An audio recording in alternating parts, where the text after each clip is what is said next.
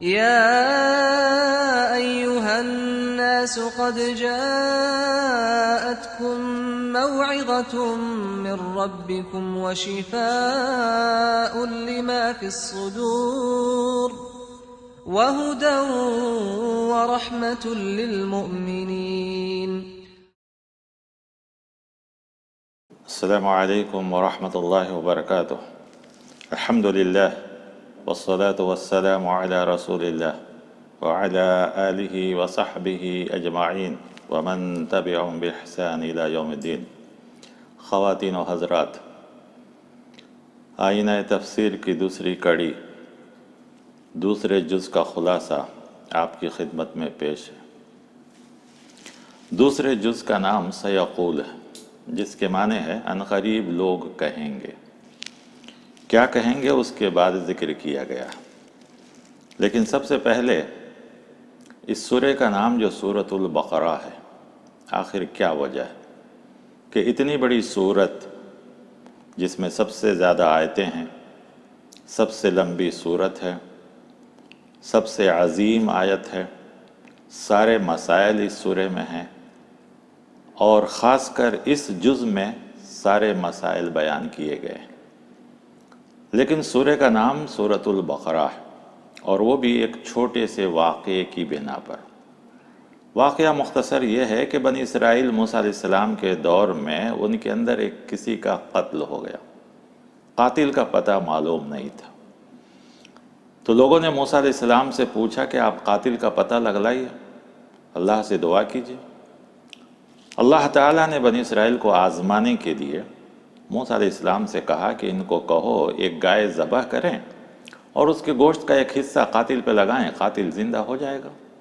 آسان سی بات تھی، بہت معمولی بات تھی، لیکن چونکہ یہ قوم بال کی کھال نکالتی تھی، ہر سوال میں سوال پیدا کرتی تھی، موسیٰ علیہ السلام سے حد سے زیادہ حجت کرتی تھی، اس لیے ان لوگوں نے اس مسئلے کو عمل کرنے کے بجائے موسیٰ علیہ السلام سے کہا کہ نہیں، گائے آسانی سے نہیں مل رہی ہے، آپ ذرا پوچھئے اس کا رنگ کیا ہو، اس کی عمر کیا ہو۔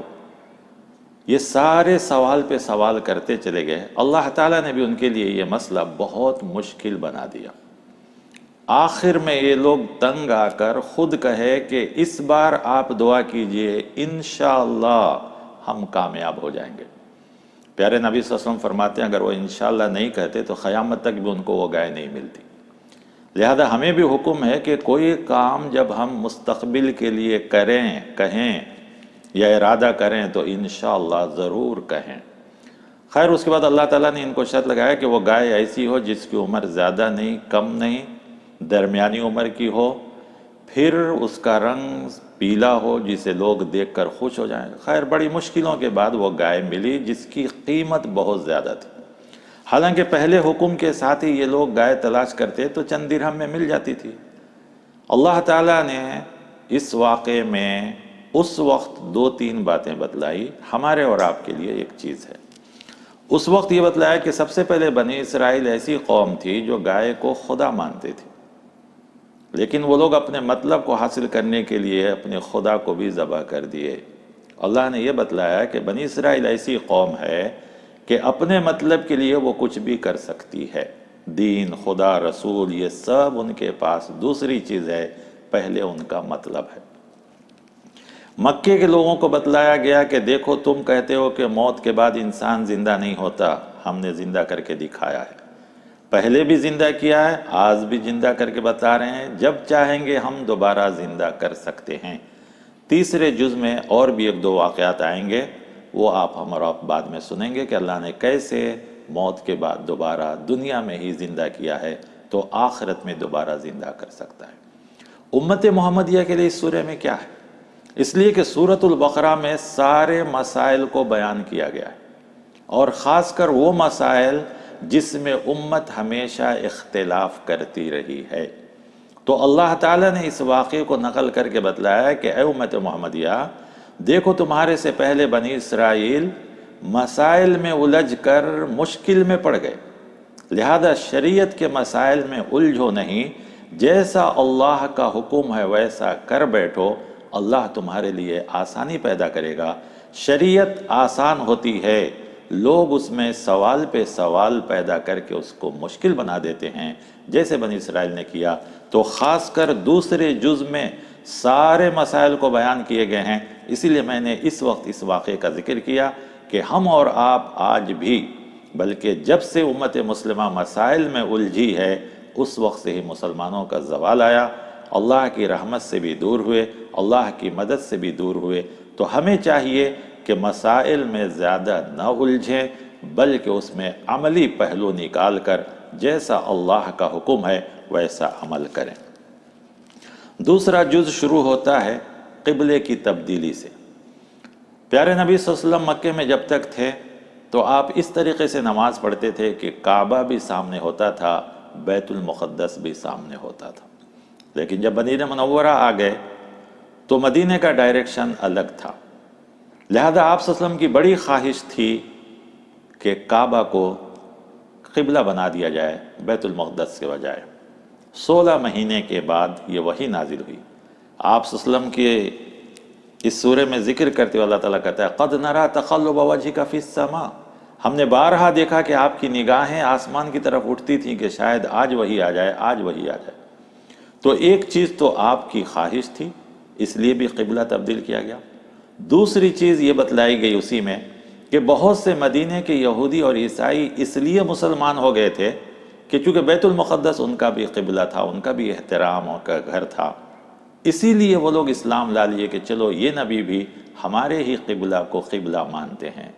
اللہ تعالیٰ نے ان کو جانچا کہ یہ لوگ قبلے کی وجہ سے ایمان لائے ہیں یا پیارے نبی صلی اللہ علیہ وسلم کے اوپر جو دین قرآن آیا ہے اس کو صحیح سمجھ کر ایمان لائیں۔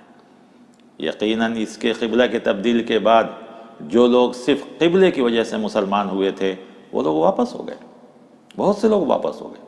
تو اللہ تعالیٰ نے اس لیے بھی قبلے کو بدلا۔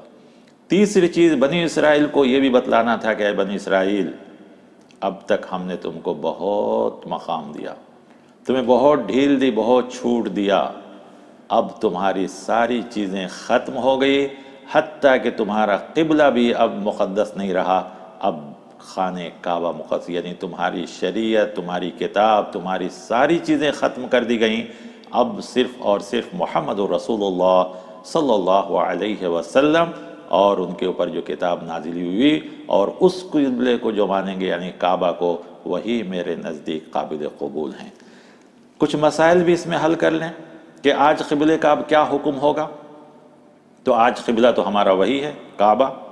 ایک عام حالات میں ہر انسان کو چاہیے کہ قبلے کی طرف نماز پڑھیں گے اور اس کا احترام بھی کریں گے، لیکن کسی سفر میں انسان کو قبلہ معلوم نہیں ہو سکا تو وہ تلاش کرے گا، اگر اس کو نہیں معلوم ہوگا کسی سے پوچھے گا، اگر نہیں معلوم ہوا وہ جدھر بھی چاہے گا نماز پڑھے گا، نماز اس کی ہو جائے گی۔ جیسے کبھی ہم سواری میں ہوتے ہیں، ٹرین، بس یا ایروپلین، ہمیں قبلہ معلوم نہیں ہوتا ہے، ہم کوشش کریں گے، کوشش کے باوجود بھی نہیں معلوم ہوا تو ہم جدھر بھی نماز پڑھیں گے نماز ہو جائے گی۔ ہاں اگر نماز کے درمیان کسی نے کہا کہ آپ کا قبلہ ادھر نہیں ادھر ہے، نماز میں آپ تبدیل ہو جائیں گے، یعنی قبلہ بدل لیں گے۔ نماز پڑھنے کے بعد کسی نے کہا کہ آپ کا قبلہ صحیح نہیں تھا، ہم کو نماز دہرانے کی ضرورت نہیں، ہماری نماز قبول ہو جائے گی۔ تو یہ سب مسائل ہیں، کیونکہ اللہ تعالیٰ نے اس کے بعد کہا وَلِلَّهِ الْمَشْرِقُ وَالْمَغْرِبُ، مشرق و مغرب کا مالک اللہ ہے، تم جدھر بھی چہرہ کرو اللہ قبول کرے گا۔ اصل مقصد مشرق و مغرب نہیں ہے، اللہ کی فرما برداری ہے۔ اللہ اب تک تمہیں حکم دیا تھا قبلہ اول بیت المقدس کی طرف، یہ ایمان کا حصہ تھا، اب حکم دے رہا ہے کعبہ کی طرف، تو یہ ایمان کا حصہ ہے۔ تو اللہ کی فرما برداری اصل ایمان ہے، چہرہ ادھر ادھر کرنا یہ ایمان نہیں۔ پھر اس کے بعد اس سورے کے اندر ایک آیت بھی بڑی بہترین اور جامع آیت، قرآن کی ہر آیت جامع ہے لیکن خاص کر اس سورے میں اس جز میں جو آیت ہے وہ بہت جامع ہے، وہ آیت نمبر 177 ہے۔ آج لوگ مختلف چیزوں میں اختلاف کرتے ہیں، وہ دین کا پہلو الگ الگ تلاش کرتے ہیں۔ بہت سے لوگ صرف ایمان کو دین سمجھتے ہیں، بہت سے لوگ صرف عبادت کو دین سمجھتے ہیں، بہت سے لوگ صرف سوشل ورک یعنی انسانوں کی خدمت خلق کو دین سمجھتے ہیں۔ اللہ تعالیٰ نے اس سورے میں آیت نمبر 177 میں 177 میں یہ پوری چیزوں کی تفصیل بتا دی، صاف صاف کہا لَيْسَ الْبِرَّ أَن تُوَلُّوا وُجُوهَكُمْ قِبَلَ الْمَشْرِقِ وَالْمَغْرِبِ، نیکی وہ نہیں ہے کہ تم چہرہ ادھر کرو یا ادھر کرو، نیکی وہ ہے کہ سب سے پہلے اللہ پر، اس کے رسول پر، اس کے کتاب پر، فرشتوں پر، آخرت پر ایمان لاؤ۔ ایمان سب سے پہلے، ایمان کے بغیر کوئی بھی نیکی خواہ وہ آسمان و زمین کے برابر ہو، اس کا فائدہ دنیا میں مل سکتا ہے، رب کے پاس نہیں مل سکتا۔ ایمان سب سے پہلے۔ اب ایمان کے پاس کون سی سب سے زیادہ ضرورت چیز ہے ایمان کے بعد؟ تو اس آیت میں بتلایا گیا ہے انسانوں کے حقوق، خاص کر اللہ کے بعد ماں باپ کا، رشتہ داروں کا، یتیم و مسکین کا، مسافر کا، یعنی مال کا حق بتلایا گیا، مالی حقوق یہ سب سے پہلے بتلایا گیا۔ اور مالی حقوق میں سب سے پہلے ماں باپ، رشتہ دار، قریبی رشتہ دار، یتیم، مسکین، مسافر، یہ لوگ آتے ہیں۔ اس کے بعد اس آیت کے اندر نماز، روزہ کا ذکر کیا گیا ہے۔ بعض مفسرین یہاں لکھتے ہیں کہ نماز روزے کا بعد میں ذکر کرنے کا مطلب یہ نہیں ہے کہ اس کی اہمیت کم ہے، بلکہ نماز روزہ ہی ہے تاکہ انسان اللہ سے قریب ہو، اور جب اللہ سے قریب ہو تو اس کے بندے کا حق ادا ہو۔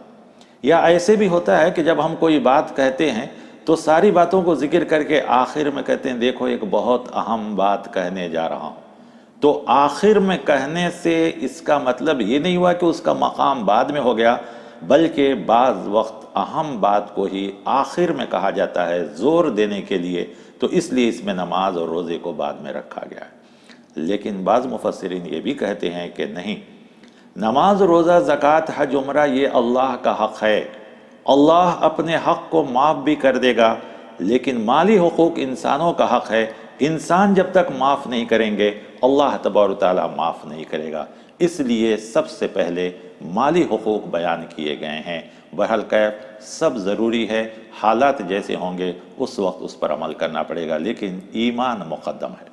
پھر اس کے بعد اخلاق کا بیان کیا گیا اس آیت میں کہ تکلیف، بس پریشانی، مصیبت، ڈر اور خوف کے وقت صبر سے کام لیتے ہیں۔ والصابرین فی البأساء والضراء وحین الباس، کہ صبر کرتے ہیں تکلیف میں، مصیبت میں، ڈر اور خوف کے وقت میں۔ تو یہ اخلاق سے تعلق رکھتا ہے، صبر اور مصیبت میں کام آنا۔ پھر وعدے کو پورا کرتے ہیں، لوگوں کا خیال رکھتے ہیں، یہ سب اس آیت کے اندر بیان کیا گیا۔ اس کے بعد اس سورے میں بہت سے مسائل بیان کیے گئے، ان میں سے چند یہاں تفصیل سے ہیں، باقی صرف ذکر کیا گیا ہے، تفصیل دوسری صورتوں میں ہیں۔ ہم انشاءاللہ تفصیل وہاں بتلائیں گے، جیسے وراثت سورہ نساء میں تفصیل کے ساتھ ہے۔ پھر اس کے بعد حج، وہ بھی دوسری صورتوں میں تفصیل کے ساتھ ہے۔ جہاد کا دوسری جگہوں میں، رشتہ داری وغیرہ کا ذکر دوسری صورتوں میں تفصیل سے ہے۔ یہاں سورے میں اور صرف اسی سورے میں، اسی جز میں بلکہ روزے کا ذکر ہے۔ قرآن میں صرف ایک ہی جگہ روزہ کا ذکر ہے، ہم اور آپ اسی مہینے سے گزر رہے ہیں، اس کے بارے میں بے شمار مسائل آپ سنتے ہیں۔ صرف دو چیزیں میں بیان کرنا چاہوں، ایک یہ کہ روزہ اللہ نے ہر امت کو دیا ہے۔ قرآن کی آیتوں سے پتہ چلتا ہے کہ سارے امتوں کو روزہ دیا گیا تھا۔ خاص کر سورہ مریم کی آیتیں پڑھیں گے تو آپ کو معلوم ہوگا کہ مریم علیہ السلام، عیسیٰ علیہ السلام، زکریا علیہ السلام، سب کو بھی روزہ کا حکم دیا گیا تھا۔ داؤد علیہ السلام کے پاس بھی روزہ تھا، سارے لوگوں کو۔ ہمارے اور آپ کو وہی کہا، یا ایھا الذین آمنوا، اے ایمان والو، کتب علیکم الصیام، تم پر روزہ فرض کیا گیا جیسا تمہارے سے پہلے لوگوں پر فرض کیا گیا تھا۔ معلوم ہوا کہ روزہ سب کو دیا گیا۔ وہ یوں کہیے کہ اللہ تعالیٰ نے دوسری امتوں کو آزمایا، وہ ناکام ہوئی، تو آخر میں امت محمدیہ سے پوری امید لگایا ہے کہ تاکہ یہ امت کم سے کم اس کا حق ادا کر دے، تو ہمیں اور آپ کو چاہیے کہ اس روزے کا صحیح حق ادا کریں۔ اب رہ گیا کہ روزہ کس کے اوپر فرض ہے، تو ہر عاقل بالغ مسلمان مرد عورت پر روزہ فرض ہے۔ جن لوگوں کو رخصت دی گئی ہے وہ مسافر اور بیمار ہیں، ان کو صرف رخصت دی گئی ہے، باقی کے سارے لوگوں کو چاہیے کہ روزہ رکھیں۔ ہاں اگر کوئی بوڑھے ضعیف ہیں، روزہ نہیں رکھ سکتے ہیں، تو ان کو چاہیے کہ فدیہ ادا کریں۔ ان روزے کے مسائل میں بیچ میں ایک بڑی جامع آیت آئی ہے، وہ یہ کہ وَإِذَا سَأَلَكَ عِبَادِي عَنِّي، اللہ تعالیٰ خود اپنے پیارے نبی صلی اللہ علیہ وسلم سے کہتے ہیں کہ پیارے نبی صلی اللہ علیہ وسلم جب آپ سے میرے بندے پوچھیں میرے بارے میں کہ میں کہاں ہوں، تو آپ کہہ دیجئے بہت قریب۔ اس آیت میں 5 بار اللہ تبارک و تعالیٰ اپنے آپ کو بندوں سے بہت قریب کرتے ہیں۔ بہت قریب. بار بار کہتے ہیں میرے بندے مجھ سے پوچھیں، میرے بارے میں پوچھیں، میں کہاں ہوں، کہہ دیجئے میں قریب ہوں. یہ ایسا ہی ہے جیسے کہ کوئی آدمی کہے گھر جا رہا ہوں، لیکن ایک آدمی کہے میں میرے گھر جا رہا ہوں، تو یہ میرے لفظ میں جو محبت ظاہر ہوتی ہے، اللہ تعالیٰ ویسا ہی اپنے بندے سے محبت کا اظہار کر رہا ہے کہ میرے بندے میرے بارے میں پوچھیں. تو ہمیں چاہیے کہ اس اللہ سے بھی محبت کا اظہار کریں. اس آیت میں دعا کا حکم دیا گیا ہے. تو رمضان جہاں عبادت کا مہینہ ہے، صدقات و خیرات کا مہینہ ہے، صبر کا مہینہ ہے، بھائی چارے کا مہینہ ہے، وہیں ساتھ ساتھ دعاؤں کا بھی مہینہ ہے. اسی لیے اس مہینے میں ہر رات ایک فرشتہ آواز لگاتے ہیں، اے بھلائی کے چاہنے والے آگے بڑھو، اے گناہوں کے کرنے والے پیچھے ہٹو. پھر وہ فرشتہ اور صبح کے وقت میں، خاص کر سحری کے وقت میں آواز لگاتے ہیں کہ ہے کوئی دعا کرنے والا کہ میں اس کی دعا کو قبول کروں، ہے کوئی پریشان حال جس کی پریشانی کو دور کروں، ہے کوئی روزی کا طلبگار جس کو میں روزی عطا کروں، ہے کوئی بیمار جس کو میں شفا دوں.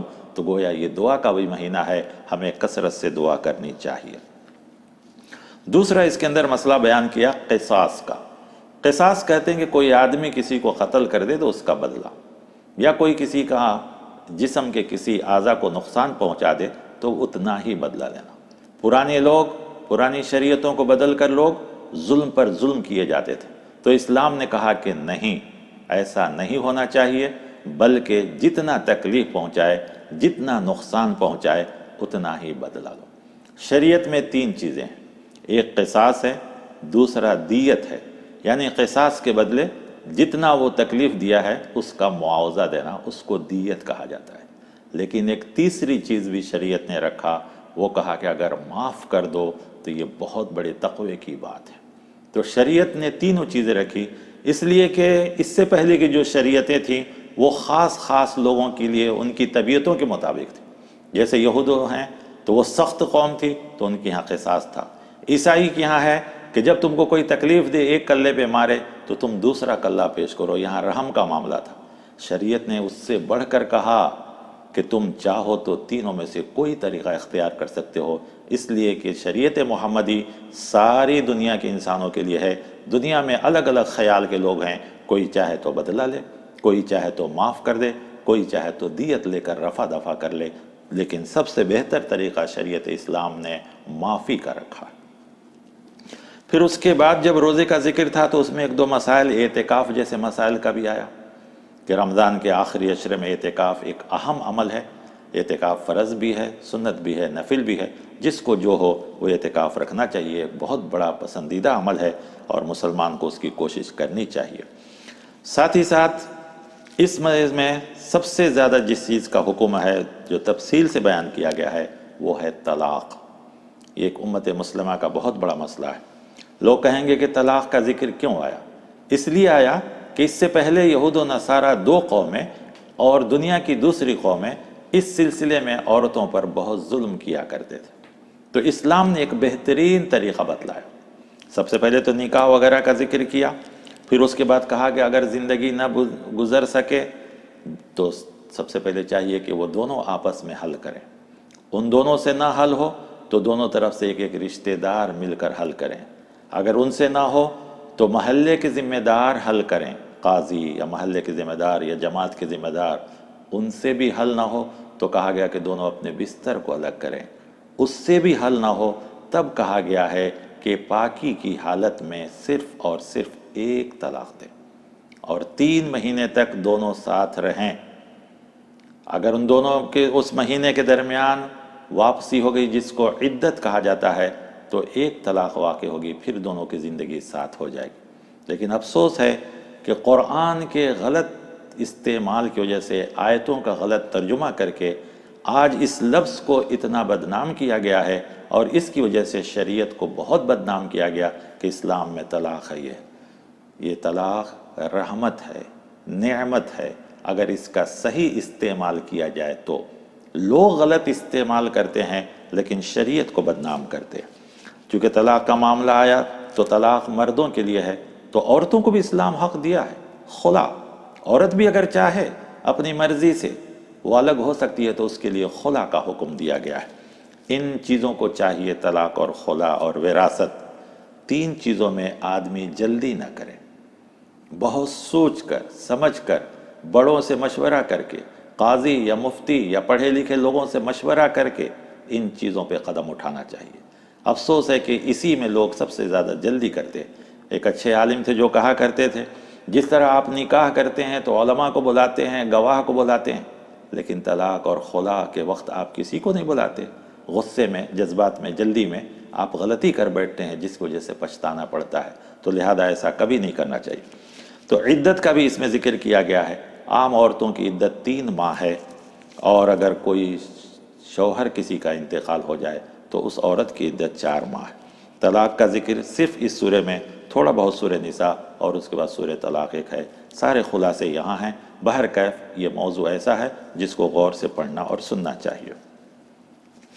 پھر اسی طریقے سے چونکہ طلاق ہے تو بچے ہوں گے، میاں بیوی، تو کہا رضاعت، بچے کو دودھ پلانا، وہ بھی اس سورہ میں ذکر کیا گیا ہے۔ کہا گیا ہے کہ کم سے کم مدت 1.5 سال ہے، زیادہ سے زیادہ مدت 2 سال ہے، اور یہ دودھ ماں کا دودھ، ڈبے کا نہیں۔ ڈبے کا دودھ یا جانور کا دودھ، گائے بھینس کا دودھ تو انسان زندگی بھر پی سکتا ہے، یہ صرف ماں کے دودھ کے لیے کہا گیا کہ یہ مدت 1.5 سے 2 سال۔ لیکن جب سے انسانوں نے انسانوں کا دودھ، ماں کا دودھ چھوڑ دیا اور ڈبے کے دودھ، تو نتیجہ یہ ہوا کہ انسان کے بجائے جانوروں جیسی خصلت پیدا ہونے لگی۔ جب ڈبے کا دودھ آیا تھا تو اس کے بڑے فائدے بیان کیے گئے، لیکن اب ڈبے کے دودھ پہ خود لکھا رہتا ہے کہ بچے کے لیے ماں کا دودھ بہتر ہے۔ تو شریعت نے 1400 سال پہلے جو قانون بنا دیا، اور صرف قانون ہی نہیں بنایا بلکہ کہا کہ اتنے ہی دن پلانا ہے، تو اس میں بہت سی حکمتیں ہیں، نصیحتیں ہیں، ہم انسانوں کو اس پر عمل کرنا چاہیے۔ پھر اگر شادی ہو رہا ہے تو مہر کی بات آتی ہے، کیونکہ شادی نکاح کے لیے مہر شرط ہے، گواہ، مہر، ایجاب و قبول یہ شرط ہے۔ تو مہر بھی بتلایا گیا کہ ہر آدمی اپنی طاقت کے مطابق مہر ادا کرے، اور مہر شادی کے وقت ہی ادا کرنا چاہیے۔ پھر کہا گیا کہ اگر طلاق ہو جائے یا خلا ہو جائے تو نان و نفقہ، یہ بھی ایک بہت بڑا اہم مسئلہ ہے۔ اسی کی وجہ سے مسلمانوں کو ہندوستان میں بہت بڑا مسئلہ فیس کرنا پڑا کہ نان و نفقہ کس کے اوپر ہے، یعنی ایک عورت کو طلاق ہو جائے تو اس کا خرچ کون برداشت کرے گا۔ تو اسلام نے کہا ہے کہ طلاق کے وقت ہی صرف اس سورے میں جب بھی کہا اللہ تعالیٰ نے کہ آزاد کر دو تو کہا احسان کے ساتھ۔ احسان کے معنی آتے ہیں جو حق ہے اس سے بڑھ کر ادا کرنا۔ آپ طلاق کی جتنی آیتیں ہیں آپ پڑھیں گے تو بار بار آتا ہے کہ تم ان کو احسان کے ساتھ ادا کرو۔ تو سوچ کر دیکھیے کہ اگر اس آیت پر غور کیا جاتا اور لوگ اس پر عمل کرتے تو ہرگز کبھی کبھی سوسائٹی کے اندر، معاشرے کے اندر یہ خرابیاں نہیں آتی۔ اس کے علاوہ بھی اس میں بہت سے مسائل آئے ہیں، رشوت کے، حج کے اور حلالہ کے، ان سب مسائل ہیں، لیکن ہم ان سب چیزوں کو نظر انداز کرتے ہوئے اب دوسری طرف چلتے ہیں کہ پھر ایک بار یاد رکھیے ان سارے مسائل میں اختلاف اس لیے ہوا کہ ہم نے قرآن کے احکام کو چھوڑا، اپنی اپنی جماعت یا اپنی اپنی سمجھ کے مطابق عمل کیا، اسی لیے شریعت مشکل ہوئی۔ کاش ہم اس واقعے سے اس سورہ کا جو نام رکھا سورہ بقرہ، اور بنی اسرائیل جو تکلیف اٹھائی سوال میں سوال پیدا کرنے کی وجہ سے، ہم اگر ویسا نہیں کرتے تو آج بھی شریعت بالکل آسان ہوتی۔ آخر میں اللہ تبارک تعالیٰ نے جو اس سورہ کو ختم کیا ہے ایک واقعے پہ ختم کیا ہے۔ وہ واقعہ بھی بنی اسرائیل کا ہے جس میں اس وقت کے لوگوں کے لیے بھی نصیحت تھی، آج ہمارے اور آپ کے لیے بھی نصیحت ہے۔ وہ واقعہ یہ ہے کہ بنی اسرائیل کا ایک بادشاہ تھا سمویل، اور اس وقت ایک بادشاہ تھا طالوت، اور ان کے خلاف تھا ایک بادشاہ جالوت۔ ان لوگوں نے اللہ تعالیٰ سے درخواست کی کہ ہمیں ایک طاقت اور قوت والا بادشاہ دیا جائے تاکہ ہم اس کے ذریعے سے غلبہ حاصل کریں اور ہم آرام اور سکون کی زندگی گزاریں۔ اللہ تعالیٰ نے طالوت کو مقرر کیا، اس کے لیے نشانیاں بھی آئیں اللہ تعالیٰ کی طرف سے، جس کو یہ لوگ تابوت سکینہ کہتے ہیں اور ساری چیزیں۔ اسی فوج میں داؤد علیہ السلام بھی تھے، جو ابھی داؤد علیہ السلام نبی نہیں بنے تھے، بالکل کم عمر تھے۔ تو اللہ تبارک تعالیٰ نے جالوت کے مقابلے میں طالوت کو مقرر کیا، اور اللہ نے ان کو طاقت، قوت، سب کچھ عطا فرمایا۔ لیکن بیچ راستے میں اللہ نے ان کو آزمانے کے لیے ایک نہر تھا، اور یہ قوم پوری کی پوری پیاس میں بھی مبتلا تھی۔ اللہ تعالیٰ نے ان کو آزمانے کے لیے کہا کہ دیکھو، تم اگر دشمن کے مقابلے میں لڑنا چاہتے ہو تو میری طرف سے ایک آزمائش ہے، وہ یہ کہ اس نہر کا پانی نہیں پینا الا یہ کہ ضرورت کے مطابق، چند گھونٹ پی لو کوئی بات نہیں۔ جب نہر آیا اکثر لوگوں نے پانی پی لیا، پانی پیے، اور جب سمندر پار کیے تو جن جن نے بھی ضرورت سے زیادہ پانی پیا ان کے اندر ہمت ٹوٹ گئی، دشمن کے مقابلے کی ہمت ہی نہیں رہی۔ صاحب کہنے لگے ہم کو تو اب طاقت ہی نہیں ہے کہ ہم دشمن سے لڑیں، ہم سے کیسے ہو سکتا ہے۔ لیکن جو ایمان والے تھے ان لوگوں نے جو کم استعمال کیا تھا، انہوں نے فوراً کہا ربنا افرغ علینا صبرا وثبت اقدامنا، اے اللہ ہم کو صبر عطا فرمائیے اور ہمارے قدم کو جما دیجیے۔ تو صرف 300 کے قریب لوگ بچے، اور انہی میں داؤد علیہ السلام تھے۔ داؤد علیہ السلام کم عمر تو تھے لیکن طاقت اور قوت تھی، انہوں نے ہمت کے ساتھ آگے بڑھ کر جالوت بادشاہ جو دشمن تھا، مخالف تھا، اس کو قتل کر دیے، جنگ جیت گئی۔ اللہ تعالیٰ نے آخر میں اس پر تبصرہ کرتے ہوئے کہا کم من فیۃ قلیلۃ غلبت علی فیۃ کثیرۃ باذن اللہ۔ یاد رکھو، غلبہ، کامیابی طاقت اور قوت پہ نہیں ہوتی، تعداد پہ نہیں ہوتی، بلکہ کامیابی اللہ کے حکم سے ہوتی ہے۔ اور تاریخ انسان میں بارہا ایسا ہوا کہ کم لوگ، چھوٹی جماعت بڑی جماعت پر غالب آ گئی بِإِذْنِ اللہ، اللہ کے حکم سے۔ لہذا مسلمانوں، تمہارے لیے اس میں یہ ہے کہ تم کبھی تعداد پر غور مت کرو، تعداد پر بھروسہ مت کرو، نمبر سے کچھ نہیں ہوتا، اللہ کی مدد سے سب کچھ ہوتا ہے۔ تم اللہ کی مدد کے انتظار میں رہو۔ دوسری چیز اللہ تعالیٰ نے جو سب سے اہم چیز اس میں بتلایا وہ یہ کہ حرام چیز انسان کی ہمت اور قوت کو توڑ دیتی ہے۔ انسان کے اندر صبر، استقلال، ہمت حرام چیزیں اس سے توڑ دیتی ہیں۔ یہی وجہ ہے کہ دنیا میں جو انبیاء، نیک لوگ، صلحاء، صالحین، شہداء بڑی بڑی دشمنوں سے ٹکر لیے ہیں تو ان کی طاقت نہیں تھی، ان کی قوت نہیں تھی، ان کے پاس مال نہیں تھا، صرف ان کا ایمان تھا، اور وہ ایمان ہی سب سے بڑی طاقت تھی۔ جیسے کہ داؤد علیہ السلام کم عمر تھے، جو بعد میں نبی بنے ہیں، اس وقت بالکل کم عمر تھے۔ اتنے کم عمری میں انہوں نے ایک سخت طاقتور بادشاہ جالوت کو قتل کر دیا، تو ان کے اندر یہ ہمت کون سی چیز سے آئی؟ صرف اور صرف ایمان کی وجہ سے۔ موسیٰ علیہ السلام فرعون کے دربار میں پہنچے تو کس وجہ سے؟ کیا موسیٰ علیہ السلام کے پاس فوج تھی، طاقت تھی، قوت تھا؟ کون سی چیز تھی؟ ایمان کی طاقت تھی۔ ایمان کی طاقت ایک ایسی طاقت ہے جو ساری طاقتوں پر غالب آ جاتی ہے۔ صاحب ایمان سوائے اللہ کے کسی کے سامنے نہیں جھکتے۔ تو اللہ تعالیٰ نے اس وقت کے لیے اور آج تک کے لیے بھی دو چیزیں ہمارے اور آپ کے لیے۔ سب سے پہلے حکم خداوندی، اللہ نے جن چیز کو حرام کیا ہے اس میں کبھی انسان کی بھلائی نہیں ہو سکتی، اس میں کبھی انسان کے لیے کامیابی نہیں ہے۔ حرام حرام ہی ہے۔ حرام چیزوں سے انسان کی طاقت، قوت، ایمان، صبر سب کچھ زائل ہو جاتا ہے، اسی لیے اس کے اندر ہمت پیدا نہیں ہوتی۔ اور اگر حلال چیز ہے تو فائدہ۔ دوسرا، اللہ کی مدد تعداد کی بنا پر نہیں آتی، بلکہ اللہ کی مدد ایمان کی بنا پر آتی ہے۔ ایمان مضبوط ہوگا تو اللہ کامیابی دیں گے، اور کامیابی کسی کی طاقت اور قوت سے نہیں ہوتی جب تک کہ اللہ کی مدد نہ ہو۔ اور اللہ کی مدد کس کے ساتھ آئے گی؟ ایمان والوں کے ساتھ، حلال روزی کھانے والوں کے ساتھ، اللہ کو یاد کرنے والوں کے ساتھ، اللہ کی فرمانبرداری کرنے والوں کے ساتھ۔ اسی پر یہ سورہ ختم ہوتا ہے۔ اس سورے کی چند چیزیں آپ کے سامنے پیش کی گئیں جو تفصیل سے صرف یہی ہیں، باقی چیزیں آئندہ پیش کی جائیں گی جہاں پر تفصیل سے آیا ہے۔ اللہ تعالیٰ سے دعا ہے کہ اللہ تعالیٰ کہنے والے سننے والے سب کو بھی ان باتوں کی توفیق عطا فرمائے۔ ان مختصر سے خلاصے کے ذریعے قرآن سے قریب ہونے کی کوشش کریں۔ قرآن ایک سمندر کی طرح ہے، جو جیسا غوطہ لگائے گا اس کو ویسا ہی موتیاں ملیں گی۔ چونکہ رمضان قرآن سے قریب ہونے کا مہینہ ہے تو مختصر باتیں آپ کے سامنے پیش کی جا رہی ہیں تاکہ آپ قرآن سے قریب ہوں، ہم سب قرآن سے قریب ہوں اور اس مقدس کتاب سے فائدہ اٹھائیں۔ اللہ تعالیٰ اس مہینے میں اس کتاب کو نازل کر کے ہمیں اور آپ کو وہاں تک پہنچنے کے لیے اور اس سے تعلق پیدا کرنے کے لیے کہا ہے۔ قرآن وہ کتاب ہے کہ اگر ایک پیپر پہ لکھ دیا جاتا ہے تو ہم اور آپ اس پیپر کی قدر کرتے ہیں۔ اگر ہم اس قرآن کو اپنے سینے میں، اپنی پیشانیوں میں سجا لیں تو ساری دنیا ہماری اور آپ کی قدر کرے گی، جیسا اللہ تعالیٰ نے صحابہ کرام کو ساری دنیا میں مقام عطا فرمایا صرف اور صرف قرآن کی وجہ سے۔